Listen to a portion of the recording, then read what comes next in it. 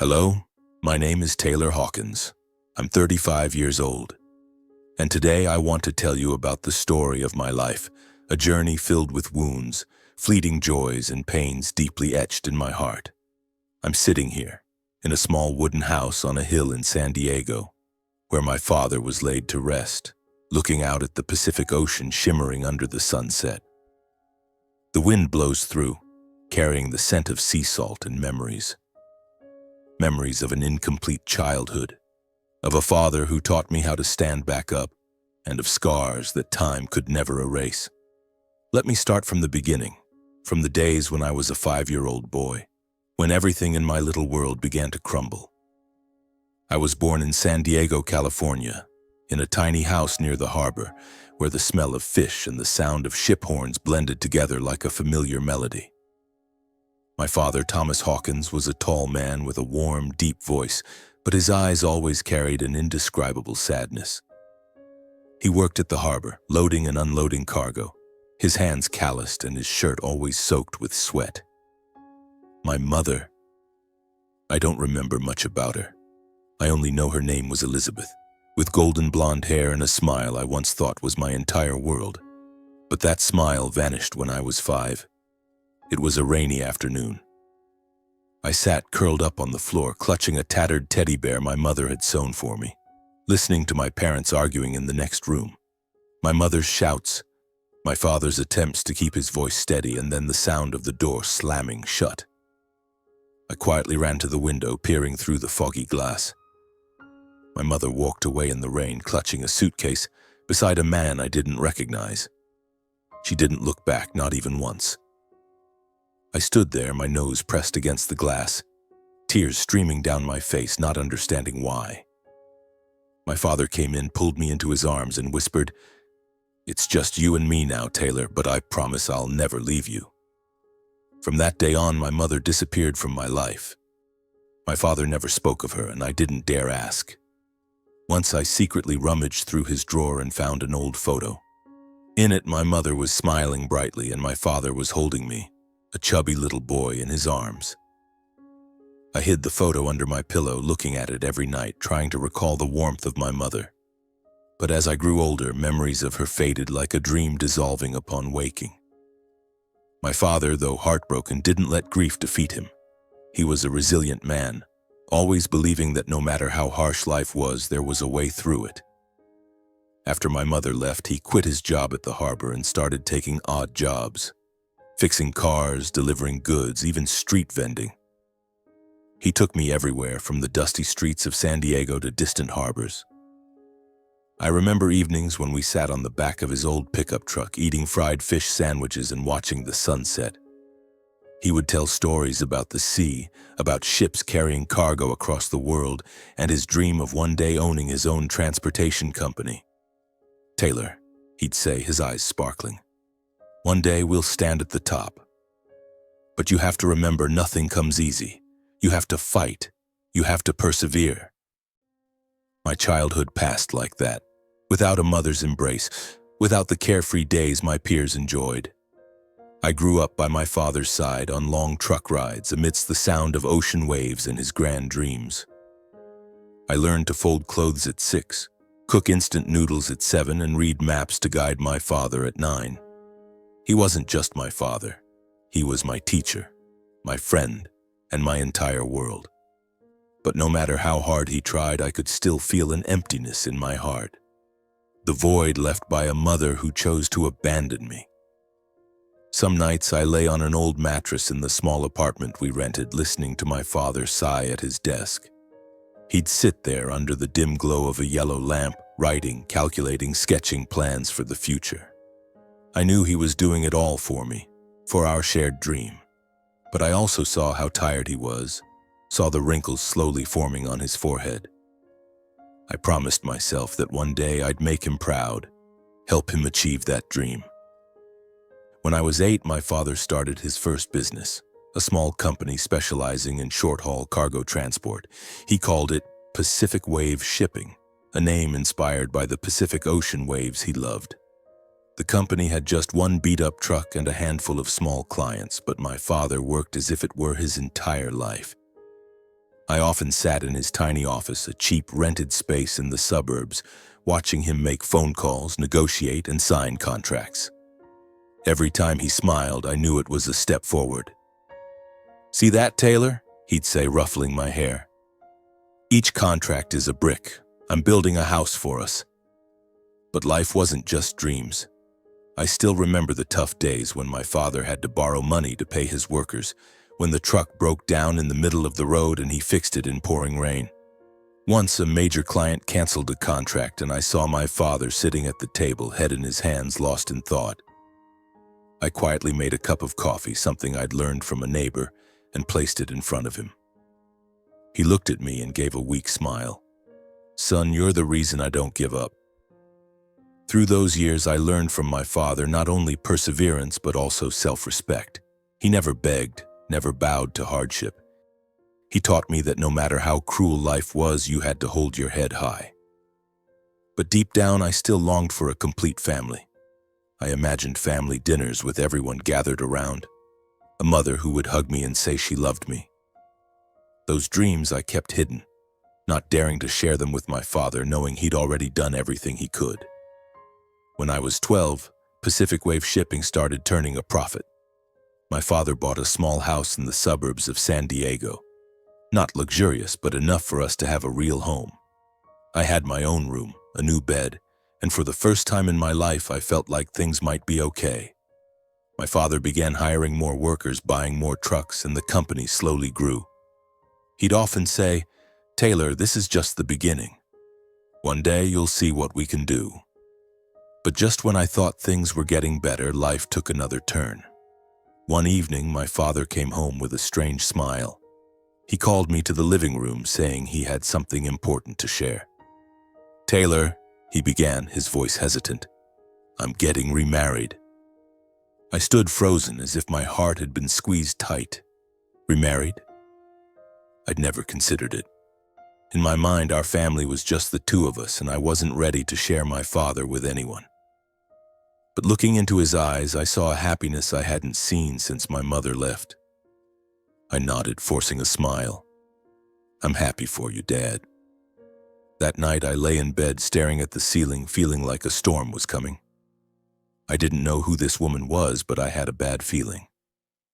Vanessa, the name my father mentioned, was about to enter our lives, and I could never have imagined that from then on everything would change forever.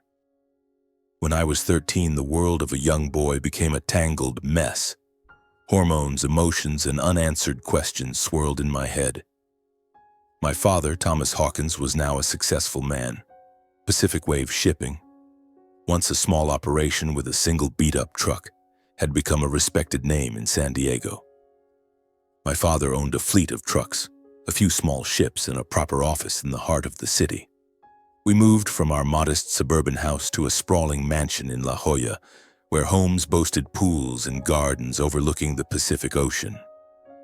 I still remember the first day I stepped into that new house, awestruck by the pristine white walls, polished wooden floors, and large windows letting in golden sunlight. But no matter how beautiful the house was, it felt empty. It was too big for just the two of us, and I began to wonder when my father would bring my stepmother home. That question was answered soon enough. Vanessa appeared one weekend afternoon. My father called me to the living room, his voice brimming with excitement, unlike his usual calm demeanor. I trudged down the stairs, forcing a smile to please him. When I entered the room, there she was, Vanessa. She was young, probably only 10 to 15 years older than me, with wavy brown hair, bright red lips, and a tight dress that accentuated her perfect curves. She smiled, but I immediately sensed something insincere about it.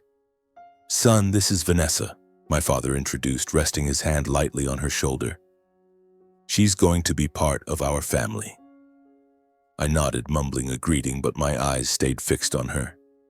Vanessa stepped forward, bending down to meet my gaze, and said in a sugary voice, "Taylor, I've heard so much about you. I hope we'll become close." Her words were smooth as honey, but I could feel the falseness in every gesture.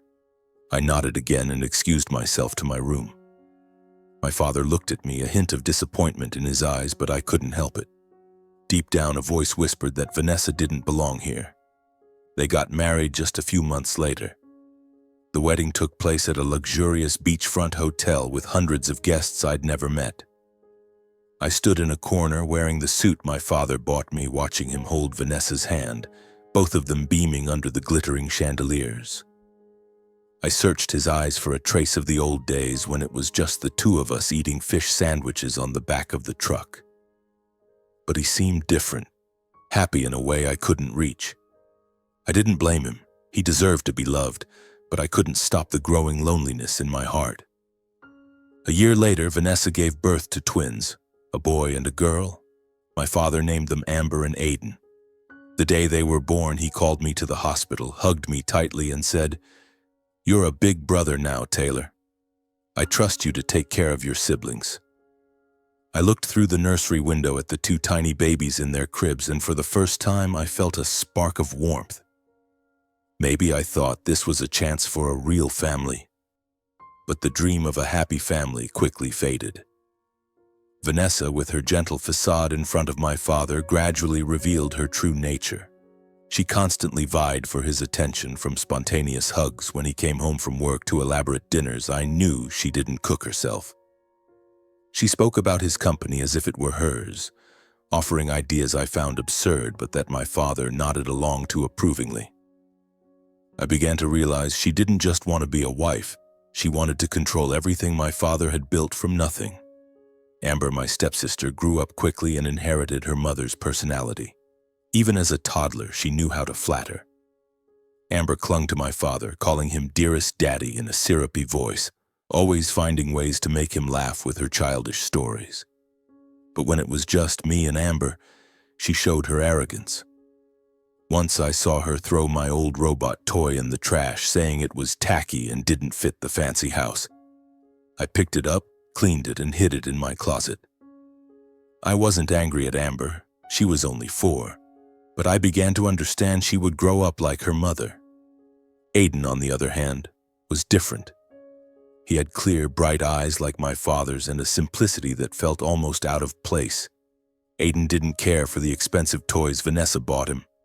He preferred sitting with me as I told stories about the old truck rides with Dad. Once he sneaked into my room carrying a wooden toy ship he'd pieced together himself. "Taylor, does it look like Dad's ships?" he asked, his eyes sparkling. I ruffled his hair and nodded. "It's perfect, Aiden. You'll grow up to be a great man like Dad." He grinned, and in that moment I felt a bond between us. Aiden was the only light in an increasingly cold house. But even that light couldn't dispel the darkness Vanessa brought. She began meddling in my father's business, suggesting ideas I knew would harm Pacific Wave. Once I overheard her telling him to expand into real estate and abandon maritime shipping, the very thing he'd spent his life building.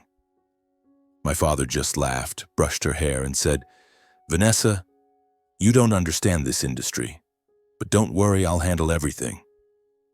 I stood behind the door, clenching my fists, vowing to protect my father and everything he'd built. My relationship with Vanessa grew increasingly tense. She started nitpicking me, from how I dressed to how I spoke to my father. "Taylor, you should learn to be more refined," she'd say. Her voice sweet, but her eyes icy. I'd nod without responding, but inside a quiet anger simmered. I knew she didn't like me, not because I'd done anything wrong, but because I was my father's son, the natural heir to Pacific Wave and everything she coveted.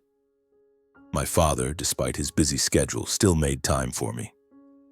On rare evenings, when Vanessa and the twins were asleep, he'd call me out to the backyard, where he'd set up a bench overlooking the ocean. We'd sit there drinking coffee, a habit I'd picked up from him, and talk about the future. "Taylor," he'd say, gazing into the distance, "one day you'll take over Pacific Wave. I know you'll do better than I ever did." I looked at him, my heart swelling with pride but weighed down by worry. I wanted to tell him about Vanessa, about my unease, but I didn't want to shatter his happiness. I just nodded, promising myself I'd never let anyone hurt him.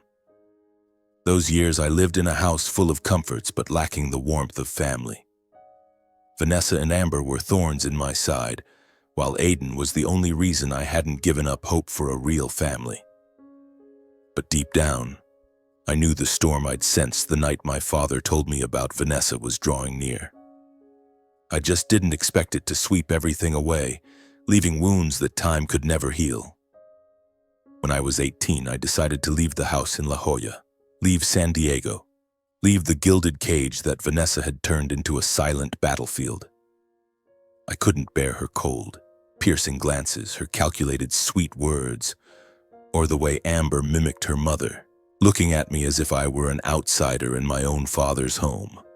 Only Aiden, the 5-year-old with a pure smile, made me hesitate each time I thought of leaving without looking back.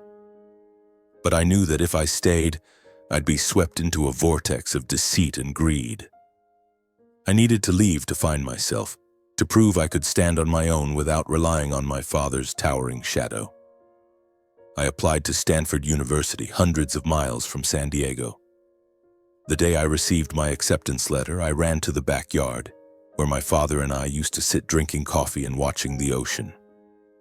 He was there on the familiar bench, his eyes tinged with sadness but lighting up when he saw me. "Son, I knew you'd do it," he said, placing a hand on my shoulder. "But promise me, no matter where you go, you'll come back. Pacific Wave is yours, Taylor." I nodded, choking back emotion, not daring to tell him I feared returning only to face Vanessa and her schemes. On the day I left, Aiden ran after me to the gate. He hugged me tightly, his eyes red and teary.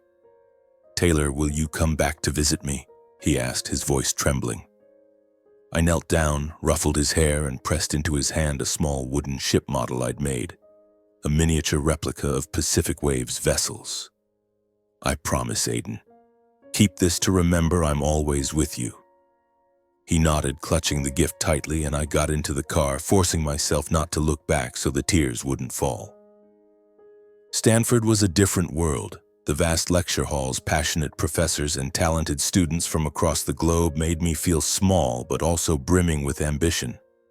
I chose to study business administration not just to carry on my father's legacy, but to understand how to run a company, how to protect an empire like Pacific Wave from greed, both internal and external. I threw myself into studying, working part-time jobs and joining entrepreneurship clubs.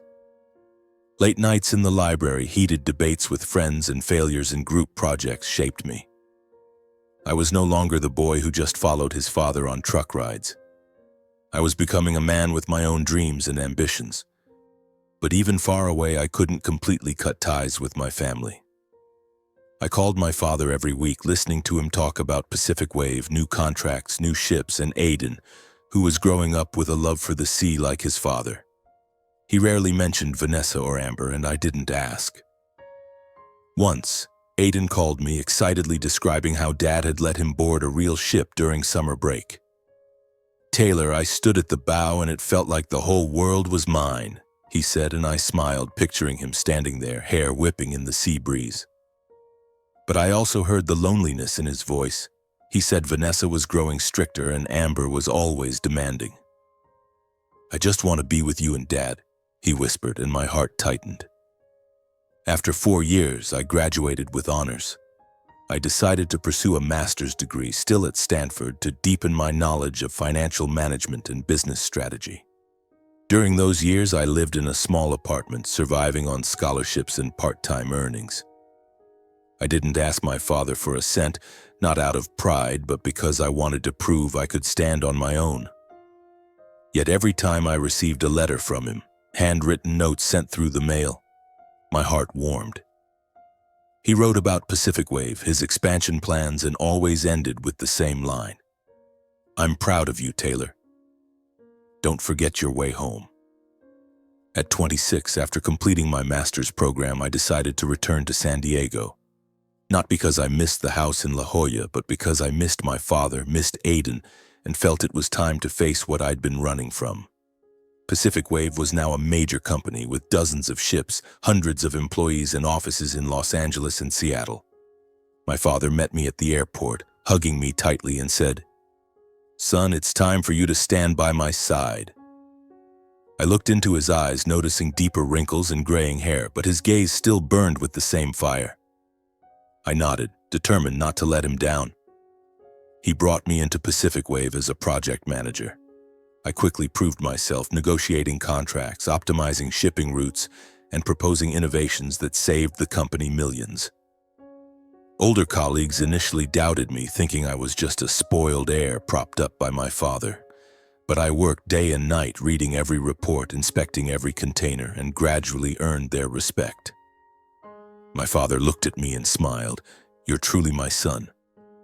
But back in the La Jolla house, it was still a silent chess game. Vanessa, now a woman in her late 30s, still retains her youthful appearance, but her eyes have grown increasingly sharp. She greeted me with sweet words, but I could see the tension in her smile. Amber, now 14, had become a haughty teenager, always dressed in expensive clothes and talking about luxury. She looked at me with a mix of envy and disdain, as if I were a threat to her place in the family. I didn't care about Amber, but Vanessa was different. She started showing up at the company, attending meetings as a consultant for my father, though I knew she understood nothing about maritime shipping. Every time she offered an opinion, I had to restrain myself from shutting her down immediately.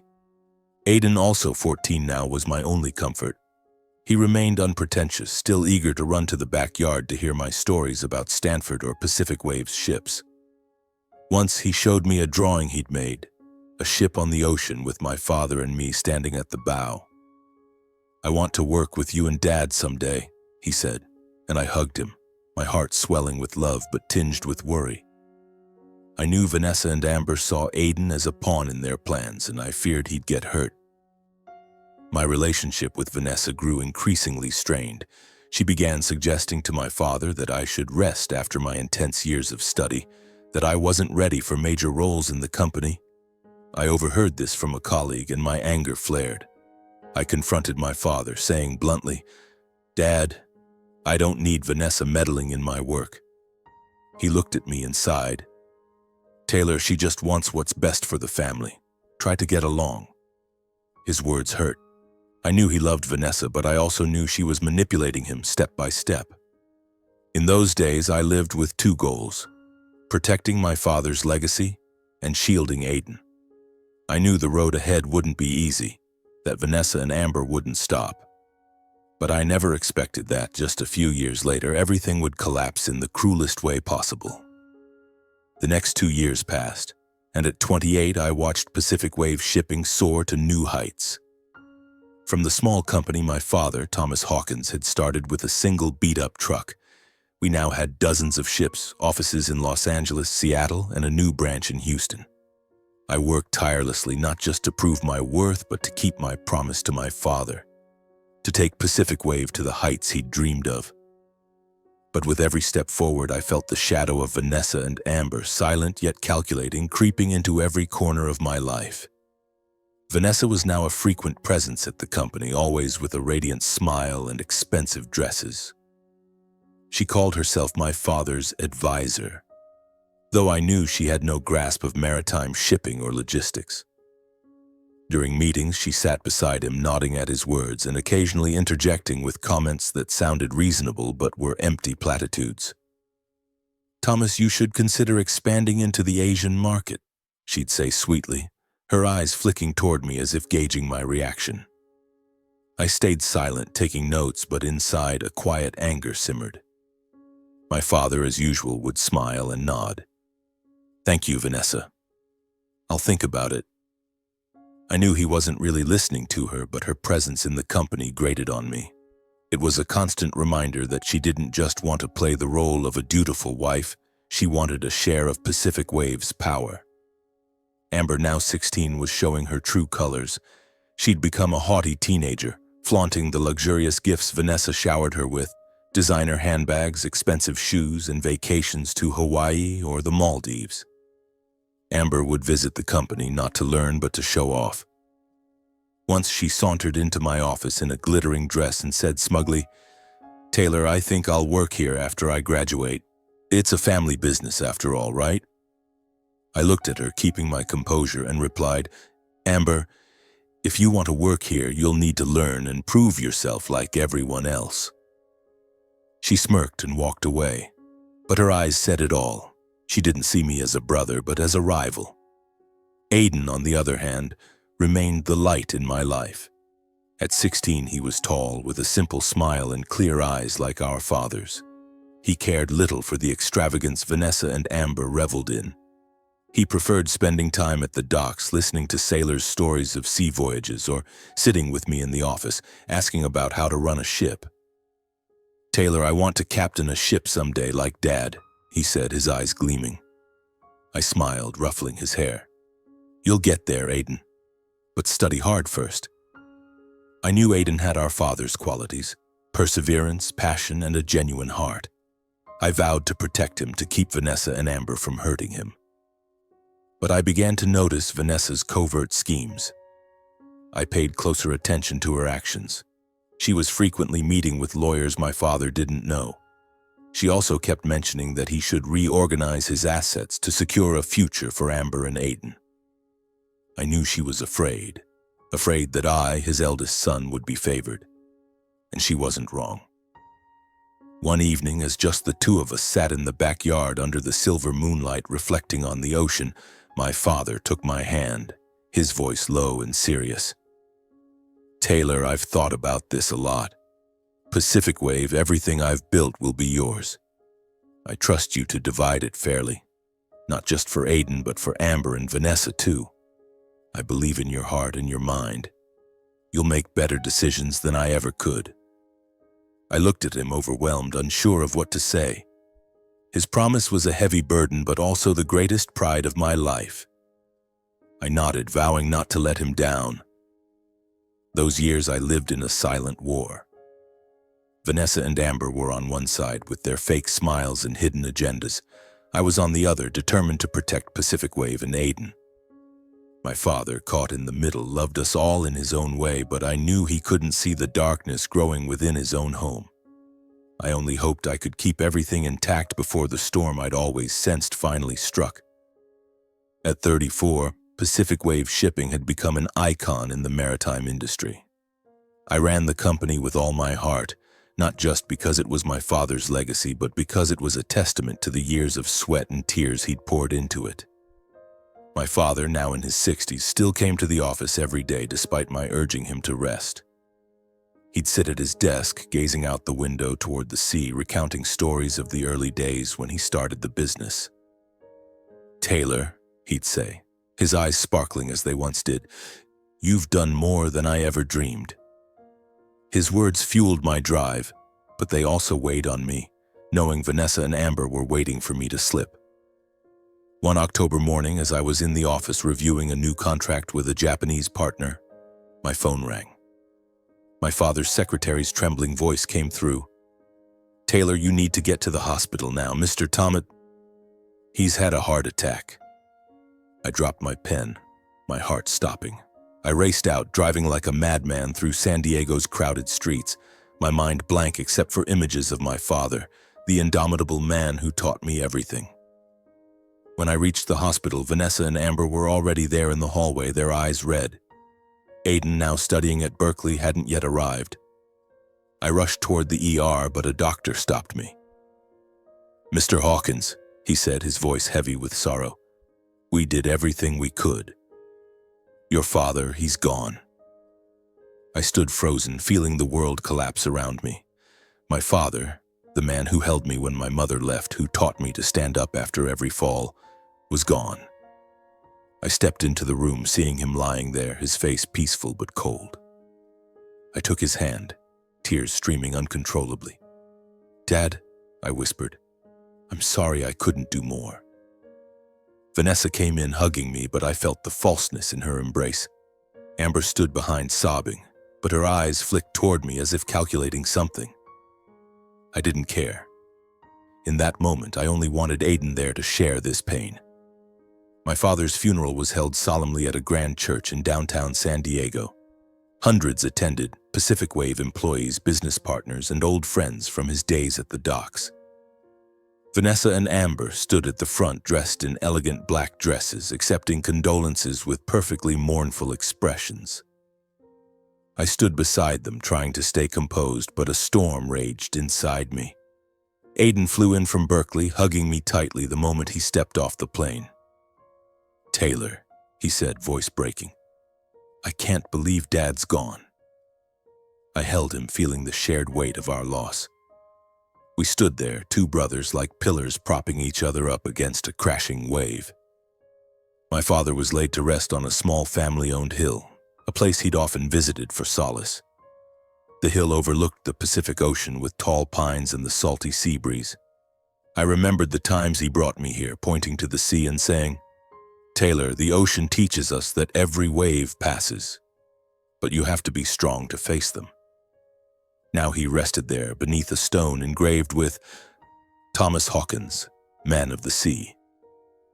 I stood before his grave, placing a bouquet of white flowers, and promised him I'd protect everything he left behind.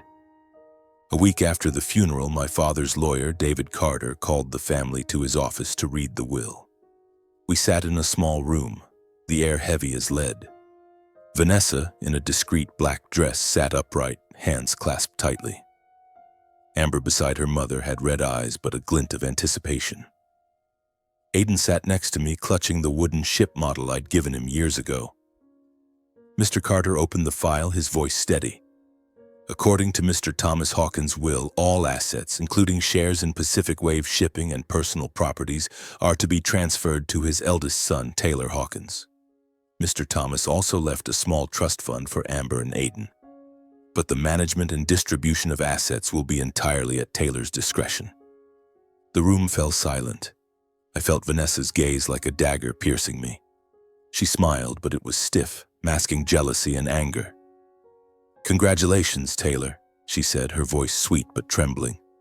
"Thomas must be so proud of you." Amber, beside her, bit her lip, eyes fixed on the floor, clearly disappointed. I knew she'd dreamed of a large share of the inheritance, of the lavish life she and her mother had planned. Aiden gripped my hand, whispering, "I don't need anything. I just want to remember Dad." His words pierced my heart. Aiden, like me and our father, cared little for money or power. He only wanted to hold on to the memories of the man who taught us to love the sea. After the will reading, I felt drained. I couldn't stay in the La Jolla house where Vanessa and Amber continued their charade. I decided to move to the small wooden house on the hill where my father was buried. The house was simple, with just a few rooms and a balcony overlooking the sea, but it gave me the peace I needed. I visited my father's grave daily, cleaning the headstone, placing fresh flowers, and telling him about Pacific Wave, Aiden, and my efforts to keep my promise to him. I ran the company remotely using my laptop and phone, only going to the office for board meetings. Pacific Wave's employees supported me, but I knew Vanessa and Amber were waiting for a misstep, a chance to turn the tables. The days following my father's death, I lived like a shadow, torn between my responsibilities at Pacific Wave and the grief of losing him. The hill became my sanctuary, where I could hear the ocean waves and feel my father's presence. But the one who kept me from crumbling was Aiden. He was in his final year at Berkeley, yet despite his busy schedule, he made time to fly to San Diego every month, bringing a bouquet of flowers to place on our father's grave and stories to share with me. One afternoon, Aiden arrived at the wooden house carrying a bag of hamburgers from the old diner our father used to take us to. We sat on the balcony, eating and gazing at the sea. "Taylor," Aiden said, his voice low, "I miss Dad. I miss the times he talked about the ships, about how he built Pacific Wave from nothing." I nodded, a lump in my throat. "I miss him too, Aiden. But he'd want us to keep going, to be strong." Aiden looked at me, his eyes bright but tinged with sadness. "Taylor, I don't want to compete with you. I just want us to be brothers like Dad would have wanted." His words moved me deeply. I told him about the days when Dad and I roamed San Diego in that old pickup truck, about how Dad taught me never to give up. Aiden listened, sometimes smiling, sometimes wiping away tears. We talked about his dreams. He wanted to become a marine engineer, to design ships as powerful as Pacific Waves. "Taylor," he said, "I'm not sure I can be like Dad, but I want to try." I took his hand and promised, Aiden, when you graduate, I'll support you fully. Whether you want to start your own venture, work at Pacific Wave, or go anywhere else, I'll always back you. I also shared my own intentions. When you turn 30, I said, looking out at the sea, I'll split Dad's estate with you. I believe you deserve it, Aiden. You have Dad's heart. Aiden shook his head, his voice firm. I don't need the estate. But I knew, deep in my heart, it was the right thing to do. Aiden wasn't just my brother. He was the only one who truly understood the value of what our father left behind. We sat there under the sunset, sharing our grief and memories of Dad. In the months that followed, Aiden returned to Berkeley to finish his final year. We stayed in touch by phone, and each time he called, I felt the strength he gave me. Aiden was my reason to keep going, to not let grief consume me. I ran Pacific Wave from the wooden house, preserving my father's legacy, but in my heart, I knew the challenges weren't over. Vanessa and Amber, though quiet after the will reading, remained a lurking threat, and I never expected that just a few months later another tragedy would strike, tearing apart what was left of our family. The months after my father's death passed in a quiet rhythm. Each morning I walked to his grave on the hill, placed a white flower on the stone, and whispered to him about Pacific Wave, Aiden, and my efforts to keep my promise. The small wooden house on the hill became my refuge, where I could hear the ocean waves and feel the peace my father once found here. Then came my 35th birthday. I never made a habit of celebrating birthdays, especially after my father's passing. To me, it was just another day, a chance to sit on the balcony of the wooden house, sip coffee, and watch the sea. But that morning, as I returned from his grave, I found a small package at my doorstep. It was carefully wrapped in shimmering silver paper with no sender's name, only a small card that read, "Happy birthday, Taylor." I frowned, picking up the box, noting its considerable weight. A sense of unease stirred, but I told myself it might just be a gift from a Pacific Wave partner or employee. I opened the box, revealing a Rolex watch, a white gold submariner gleaming in the sunlight. It was beautiful, expensive, and entirely unlike something I'd buy for myself. I held it, admiring it, but my heart felt heavy. I already had a far more precious keepsake, my father's old Seiko, a simple watch he wore through his entrepreneurial years.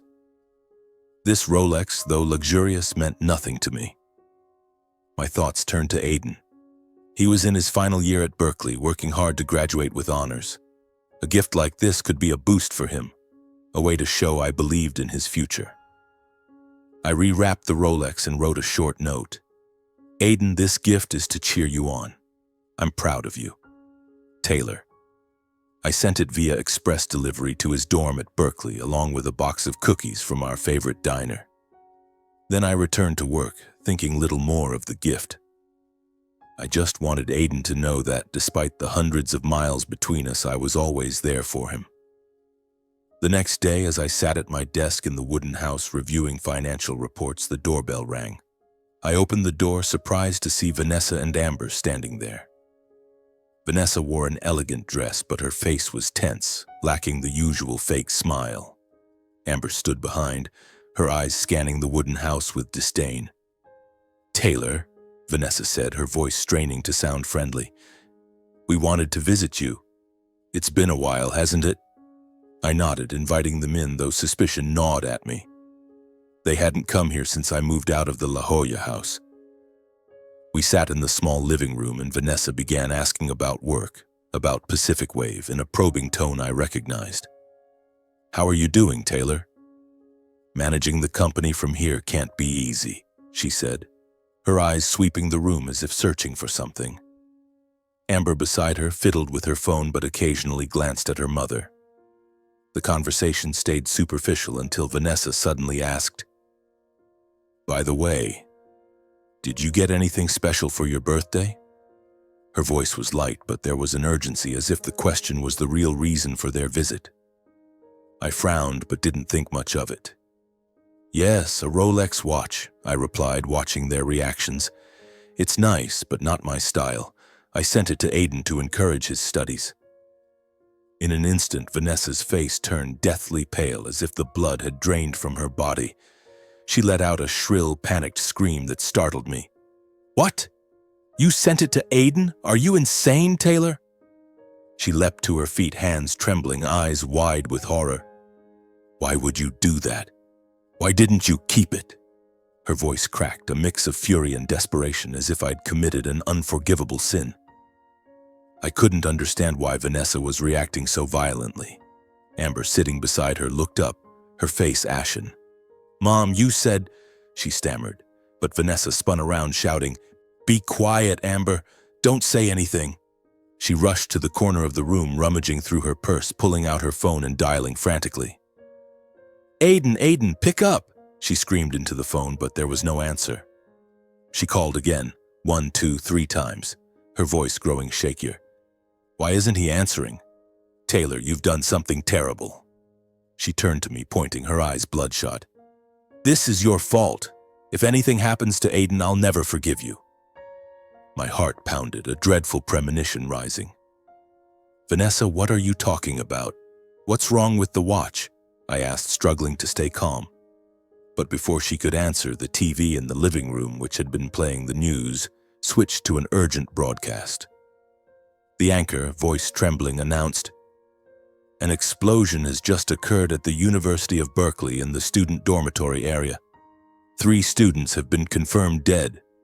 Police are investigating the cause." I froze, my blood turning to ice. Vanessa let out another scream, her phone crashing to the floor, shattering.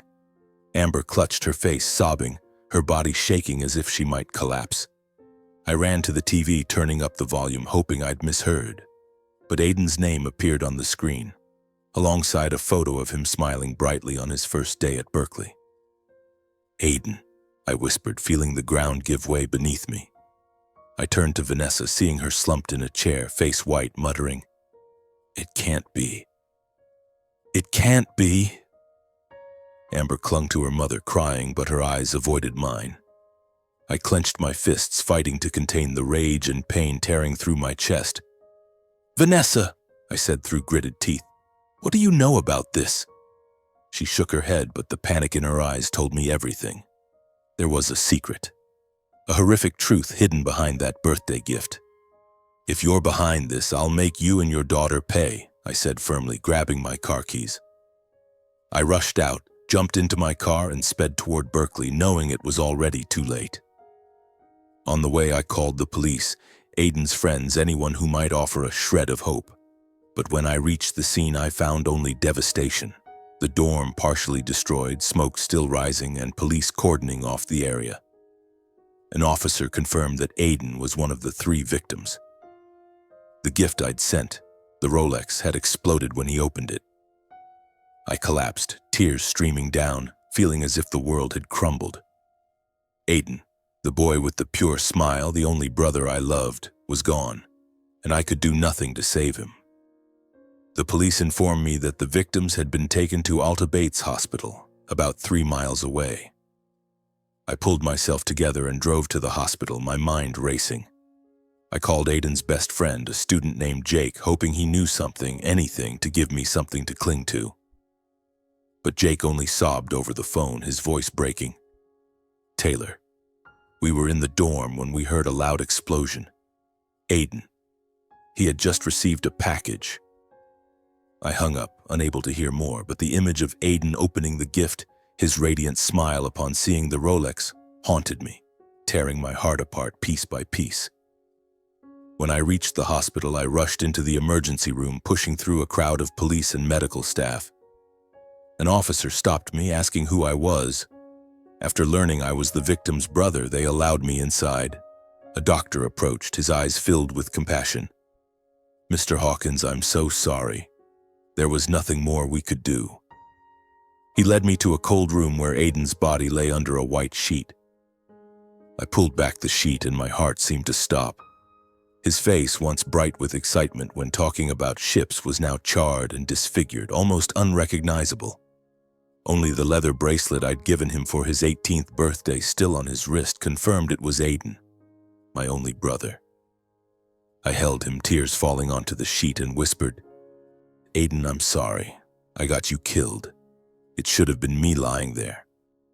I don't know how long I stayed in that room, only that when I left it felt like a part of me had died with Aiden. The police were waiting in the hallway, and a middle-aged man introduced himself as Detective Miller from the Berkeley Police Department. Mr. Hawkins, we need your cooperation. The explosion wasn't an accident. There are signs of a sophisticated explosive device. His words hit like another stab, but they also ignited the anger within me. The Rolex, Vanessa, her panicked reaction. The pieces started to connect in my mind, and I knew this was no random incident. The FBI and ATF quickly got involved. They sealed off the scene, collected debris from the explosion, and interviewed witnesses. I met Special Agent Connor Cruz, a sharp man with piercing eyes, at the FBI's San Francisco office. "Mr. Hawkins," he said, his voice calm but resolute. "We found traces of an explosive device embedded in the Rolex watch. It was designed to detonate when the gift box was opened. Do you have any idea who might be behind this?" I looked him in the eye, my voice trembling with grief and rage. "Vanessa, my stepmother. She came to my house right after I sent the watch to Aiden. She panicked when she learned I'd sent it." Agent Cruz took notes, his expression growing graver. "We'll need you to provide all the information you have about Vanessa and any details related to the gift. Did you keep the box or the card?" I nodded, recalling that I'd left the card in a drawer at the wooden house. I promised to bring it, and from that moment I became part of the investigation. I didn't just want the truth for Aiden. I wanted Vanessa, if she was indeed the culprit, to pay for her crime. In the days that followed, I worked closely with the FBI. I provided everything I knew about Vanessa, her interference in Pacific Wave, her secret meetings with lawyers, and even an email I'd once found where she mentioned reassessing the company's shares. I took them to the wooden house, handing over the gift box and card. The ATF's experts analyzed them and confirmed the explosive was crafted by a professional, using a rare type of explosive only obtainable through underground channels. They traced the Rolex, and what they uncovered chilled me to the bone. The watch had been purchased through an anonymous account on a dark web marketplace, but the payment was linked to a bank account associated with Vanessa. The FBI dug deeper, discovering she'd been in contact with a broker in Los Angeles with a history of supplying explosives to criminal organizations. Agent Cruz called me to the office, showing me decrypted text messages. In them, Vanessa requested a special gift to resolve the inheritance issue. Her motive became clear. She wanted to eliminate me from Pacific Wave, ensuring our father's estate would go to Amber and Aiden. But because I'd sent the watch to Aiden, her plan backfired, taking the life of her own son. I sat in the FBI office, listening to Agent Cruz, feeling as if I'd been stabbed 100 times. Vanessa had intended to kill me, but instead she'd inadvertently killed her own son. This tragedy wasn't just my loss. It was the cruelest punishment for her greed. I clenched my fists, holding back tears, and asked, "Will she be arrested?" Agent Cruz nodded. "We're gathering enough evidence to arrest her, but Mr. Hawkins, you need to prepare yourself. This case will cause a stir." Vanessa was arrested 3 days later at the La Jolla house. I wasn't there, but Agent Cruz told me she screamed, cried, and tried to deny everything as she was handcuffed. "I didn't mean to harm Aiden, I just wanted to protect my children," she shouted, but no one believed her. Amber, witnessing her mother being taken away, collapsed on the floor, sobbing. The news of the arrest spread quickly, and Pacific Wave became the focus of headlines. Berkeley explosion. Stepmother accused of plotting to kill stepson for inheritance, screamed the news, making me feel sick. Not because the truth was exposed, but because it reminded me that Aiden was gone due to his own mother's greed. Vanessa unraveled completely after her arrest. She was taken to a psychiatric hospital where doctors diagnosed her with a severe nervous breakdown. She sat in her room muttering Aiden's name, crying and blaming herself. I didn't visit her, not because I didn't want to face her, but because I couldn't forgive her. She had taken Aiden, the only person I considered true family after my father. I only hoped she'd live with that pain for the rest of her life. Amber, meanwhile, sank into deep depression. She was no longer the haughty girl flaunting her life on social media. The pressure from public scrutiny, headlines branding her the daughter of a murderer, and the pain of losing Aiden shut her off from the world. The FBI investigation cleared Amber of any knowledge of her mother's plan, but she still faced police questioning and ostracism from friends. I didn't see her, but once she sent me a message. "Taylor, I'm sorry. I didn't know my mom could be so cruel." I didn't reply, not out of anger, but because I had no strength left to face any more pretense. In the days following Aiden's death, I lived like a ghost, lingering in the wooden house on the hill. Each morning I walked to my father's grave, and now beside it was Aiden's. In less than 8 months, I had lost the two people dearest to me. My father, who taught me resilience, and Aiden, my little brother with the pure smile, the only one I considered true family. I stood there under the pine trees, the sea breeze carrying the bitter salt of my tears. I placed a bouquet of white flowers on Aiden's grave next to the wooden ship model he'd cherished like a treasure. "Aiden," I whispered, my voice choked, "I'm sorry. I should have protected you." Aiden's funeral was simple but dignified, unlike the grandeur of my father's. I didn't want curious stares or whispers from strangers. Only a few of Aiden's close friends from Berkeley, some loyal Pacific Wave employees, and I attended. I stood by his coffin, looking at his face, partially reconstructed by the mortuary staff, but unable to hide the wounds from the explosion. I held his hand one last time, feeling the coldness of death, and vowed that this tragedy would never happen again.